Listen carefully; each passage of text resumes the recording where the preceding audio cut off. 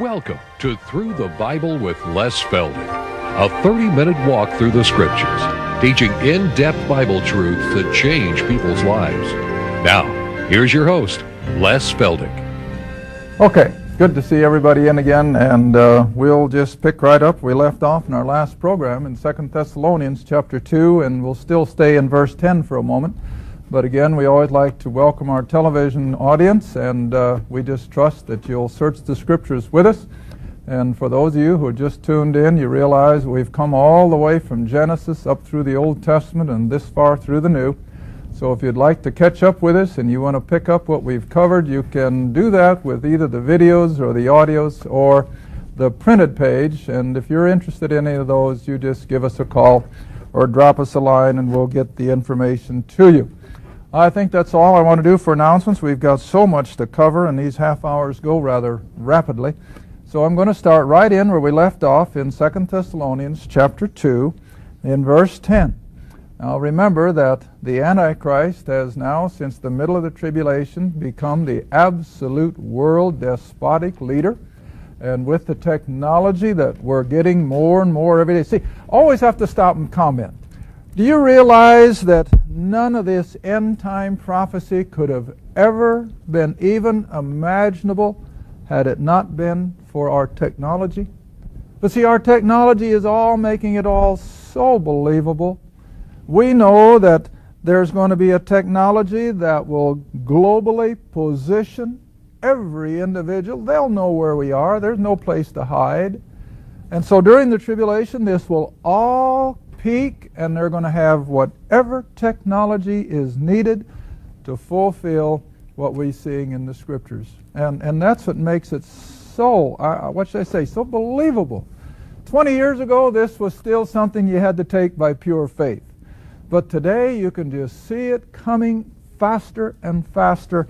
And I was reading an article the other day. You know, we haven't heard much about fiber optics for the last 5, 6, 7 years. Now, all of a sudden, the communications experts are coming back to fiber optics, and they're realizing that they can just almost exponentially increase the number of messages going on just one little hairbreadth line.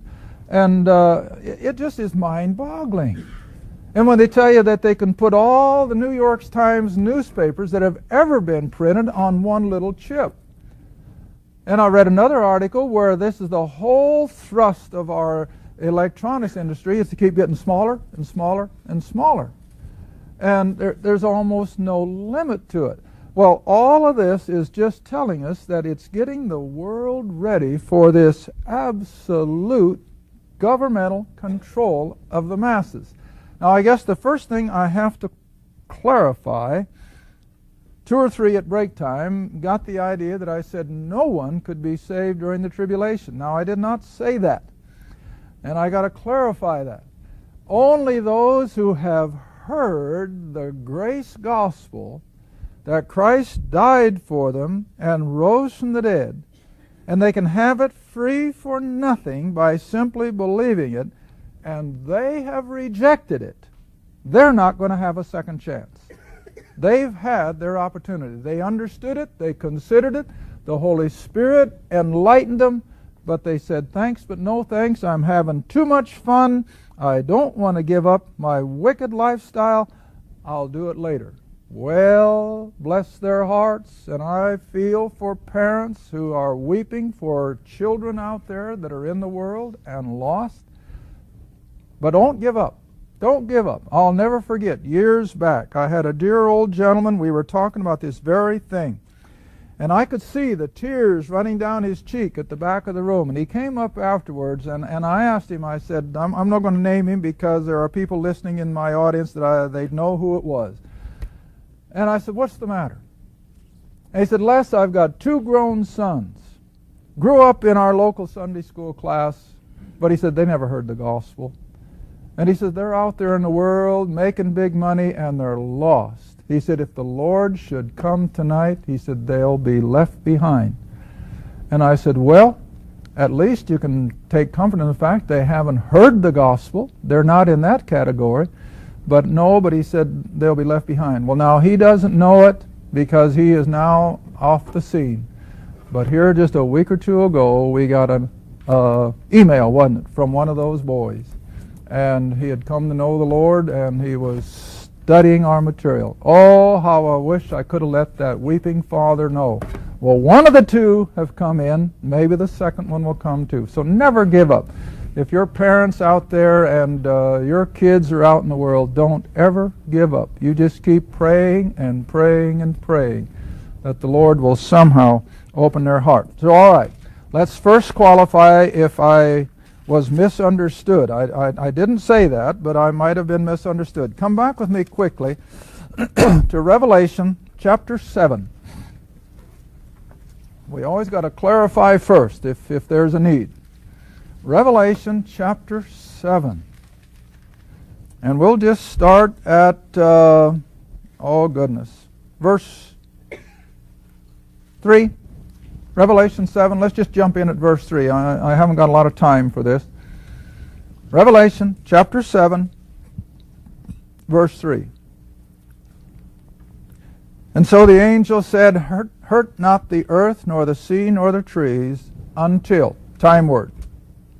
They need a segment of time. And what are they going to do? They're going to seal the servants of our God in their foreheads. And then he comes in and lists that it's 12,000 young Jewish men from each one of the 12 tribes of Israel. Now, of course, I think Dan is left out, if I'm not mistaken. It's been a while since I've looked at this. But I think Dan is the one left out, and one of the other sons of Joseph is brought in. But nevertheless, there will be 12,000 young Jewish men, each out of the 12 tribes of Israel.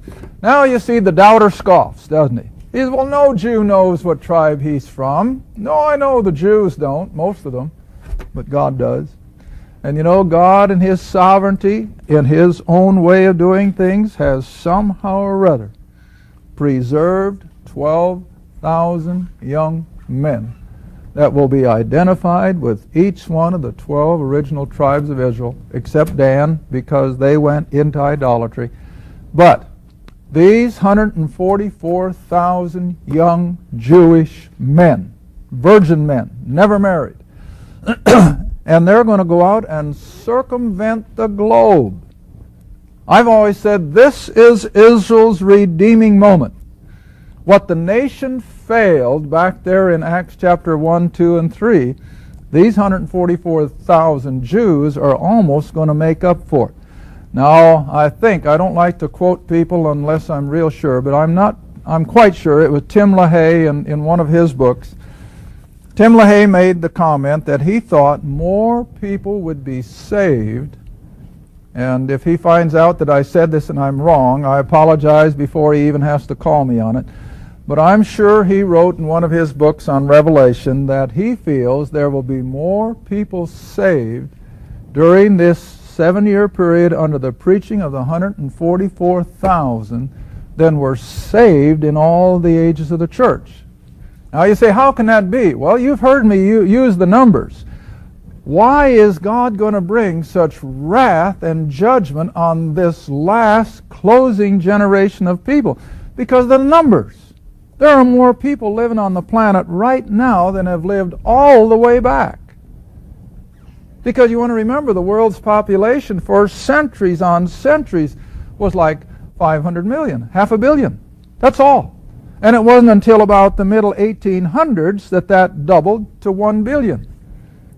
And that happened in about the early 1900s. Now, of course, since the early 1900s, it has doubled and doubled to where we're now 6.5. And it's going to double again in a few more years, see? So it's numbers.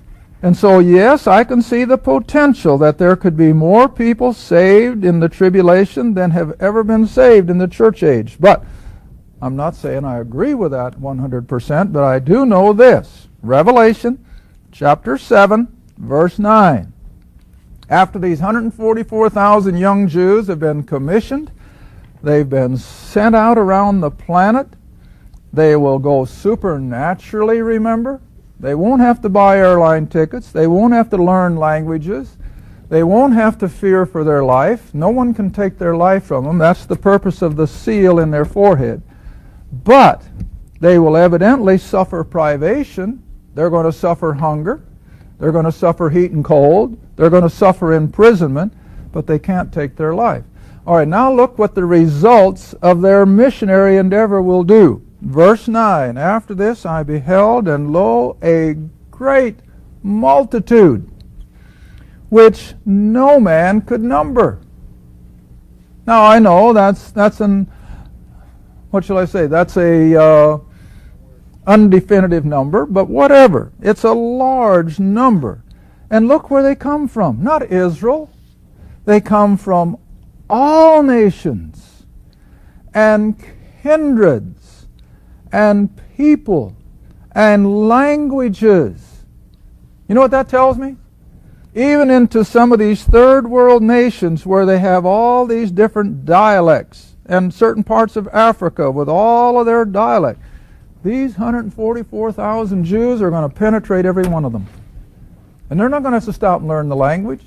They're not going to have to stop and get transportation. They're going to go like the wind. And they're going to have a tremendous response. But who are these people? They are people who have never heard the gospel of the grace of God.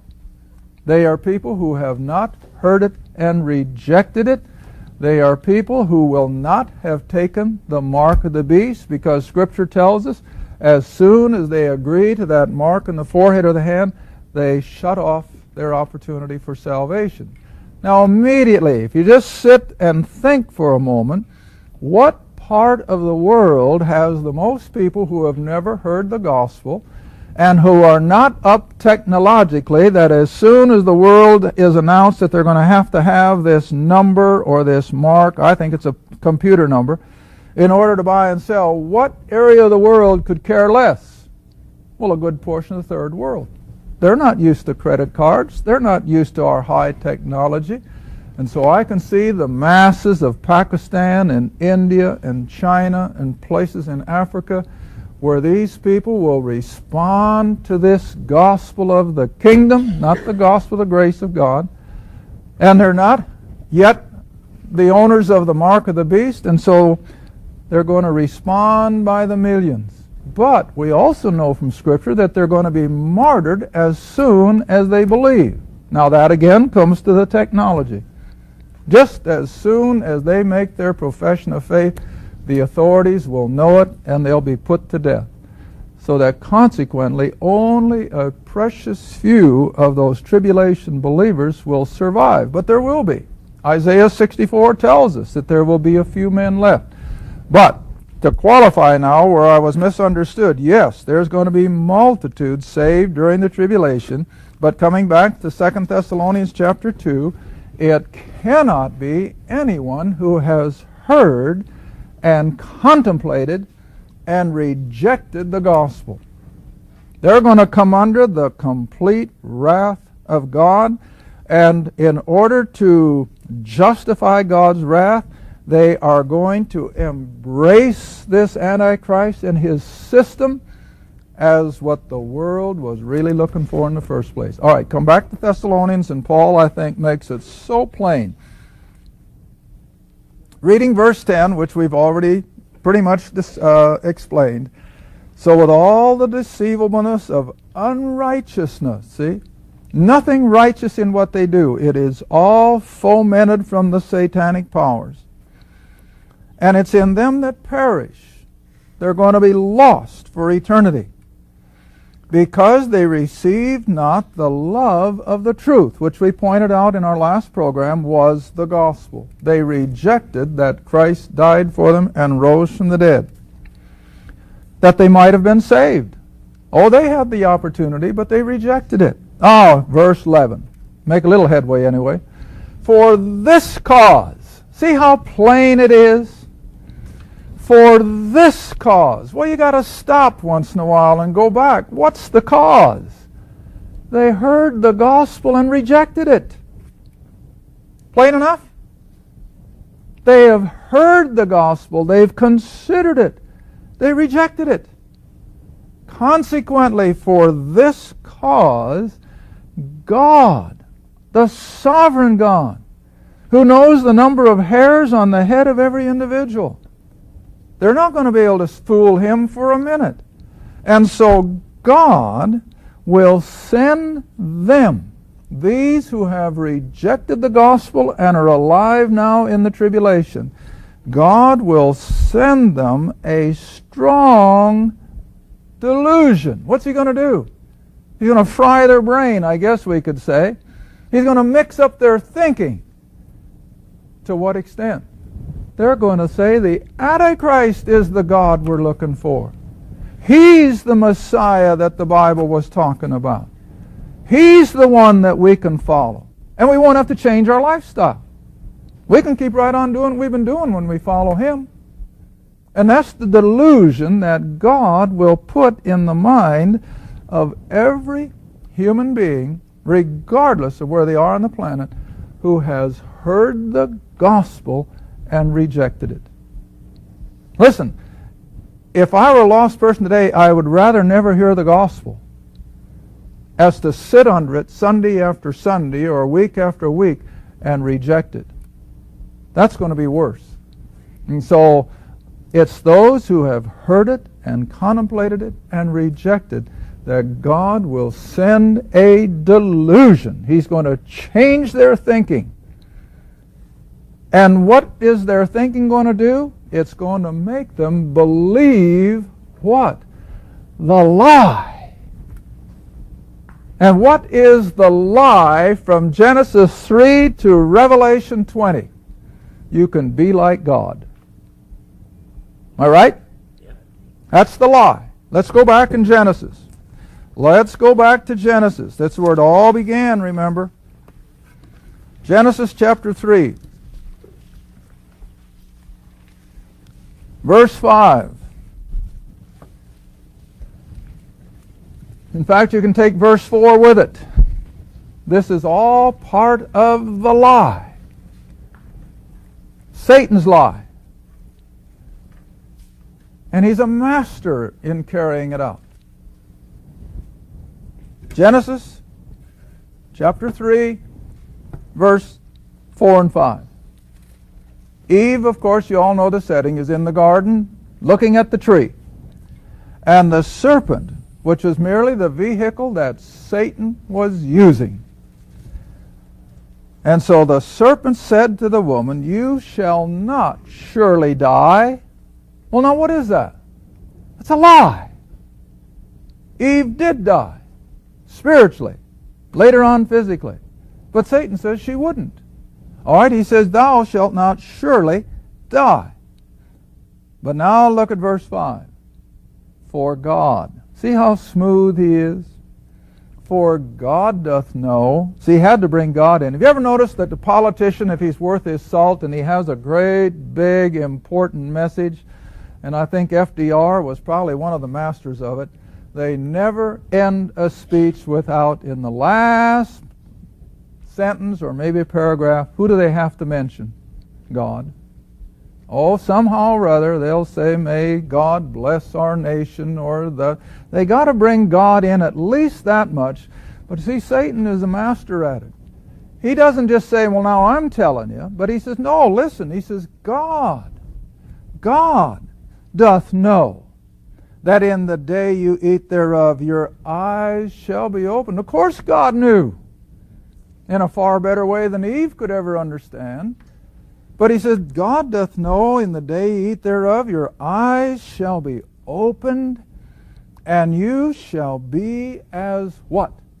Gods. Isn't that what the human race is looking for? Oh, to have the power of a God. And that's the lie. See, Christianity never teaches that we will be gods. The New Agers do. A lot of the Orientals do. But our gospel never teaches that we become God. We're going to be joint heirs with Christ. We're children of God, but we'll never be gods. Remember that. But that's the lie of Satan. Oh, come on, Eve, eat. And you can be like God. The lie. All right, it's going to carry all the way through the human experience. This constant urge to believe the lie of Satan. All right, back to 2 Thessalonians chapter 2. Verse 11 again. And for this cause, because they rejected the gospel. It's that simple. For this cause, God shall send them a strong delusion that they should believe the lie. That they don't need the gospel of the grace of God. They're going to follow this man, Antichrist, who is going to let them become gods. Now verse 12. What's the end result? It's frightening. I mean, this is something to be scared about for an unbeliever. They should be. That they all, not just some of them, all of these people who have heard the gospel, have considered it, they know it's the truth, but they say, not now, maybe later. Some more convenient time, isn't that the way Agrippa put it? Sure. Not now. All right. That they all might be condemned. See? Condemned. Who believed not the truth. See, God isn't going to condemn them because of their evil works. That was just an outflow of their old satanic nature, of which all of us had the potential. But why will God in justice and righteousness condemn them to such a fate? Because they rejected the truth of the gospel. You know, we were talking the other day. If the gospel of the grace of God was something that would just demand $1 million, or a trip overseas, or to climb some high forbidding mountain, people would be after it by the millions. But here we offer something that is absolutely free. Free. You don't have to do anything but believe it. And then let God do the rest. But what do the masses say? Not interested. They could care less. And I'm sure the heart of God breaks when He sees the masses of humanity so indifferent. Now, it'd be different. I could understand their rejecting of it if we were laying a lot of demands on them, like a lot of the cults do. And listen, adherents of cults take on that gladly. But God doesn't expect that. God says, I've done it all. All you have to do is believe it. Now, a lot of people may say, well, now, Les, why do you make such an impact on believing? Now, listen. Every one of us are human. And I've used this example before. Any one of us, if we were suddenly caught in a position that we had just witnessed something, regardless, whether it's an accident at an intersection or maybe a murder or whatever, we had witnessed it. We saw it. And we fully knew every little detail without any doubt in our mind. And when somebody came along and said, well, what did you see and hear? And we tell them, with all the honesty at our disposal, and they turn around and say, I don't believe you. What are they calling you? A liar. Now you see, every person that rejects this offer of God's grace, in so many words, is just saying, God, you're lying to me. I don't believe it. And when you believe it, it thrills the heart of God to such an extent, He saves us to the uttermost. Oh, it's so simple. It's so simple. You remember, I've given the example on the program before. I had a lady quite a few years back. She's probably dead and gone by now. But, oh, she was in such distress about her eternal destiny. And so after our class one night, she came up and she wanted to know the plan of salvation so she could have the hope of glory. And I explained the gospel in all its simplicity. I said, just recognize that you're a sinner, that you're undone, and that Christ has done everything that needs to be done. All you have to do is believe it. And that poor lady looked up in me with almost the eyes of a cocker spaniel and says, "That's too simple." See? Isn't it sad? Now, if I could have told her, "Now listen, lady, if you can scrape up $50,000, if you can go such and such, and if you can do this," she'd have been elated and tickled pink, wouldn't she? Yeah, she would have. But when you tell them it's so simple that all you have to do is believe it, they just shake their head and say, "Can't buy that." Oh, it's sad. I'll tell you it's sad. All right, now then, back to 2 Thessalonians again. You're going to get tired of hearing it, aren't you? 2 Thessalonians chapter 2. But when these people believe the lie instead of the gospel, verse 12 says they're all going to be condemned to their lost eternity because they believed not the truth. Repeating what I said a moment ago, he doesn't mention their wicked lifestyle. He doesn't mention the things that ordinarily people would think would keep them from eternity. All he says, what? Because you did not believe. Now, a verse comes to mind, and I'm going to use it in our closing moments. Come over with me to Hebrews chapter 3. Been a long time since we've used these verses. Hebrews chapter 3. We'll have to do this rather quickly, I imagine, because it's always been this way. Now, what we're talking about in Hebrews chapter 3 is when the children of Israel were brought up to Kadesh Barnea on the southern border of the Promised Land.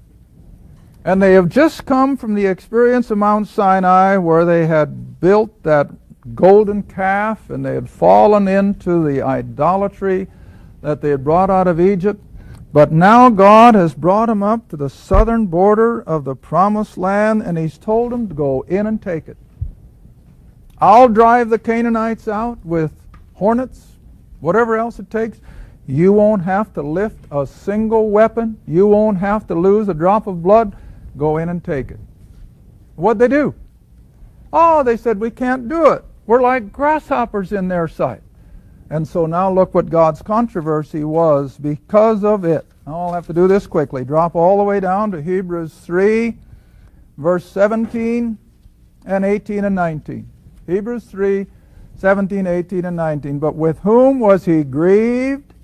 Now verse 18, to whom swear they should not enter into his rest, but to them that, what? Believed not. Thank you for watching Through the Bible with Les Feldick. Through the Bible is a partner-supported ministry. If this program has been a help to your study of the Scriptures and you'd like to see others enjoy the teaching, your support would be greatly appreciated. Write to us at Les Feldick Ministries, Route 1, Box 760, Kinta, Oklahoma 74552, or call 1-800-369-7856. Remember, all programs are available in printed form, audio cassette, and videotape. Be sure to tune in next time to Through the Bible with Les Feldick.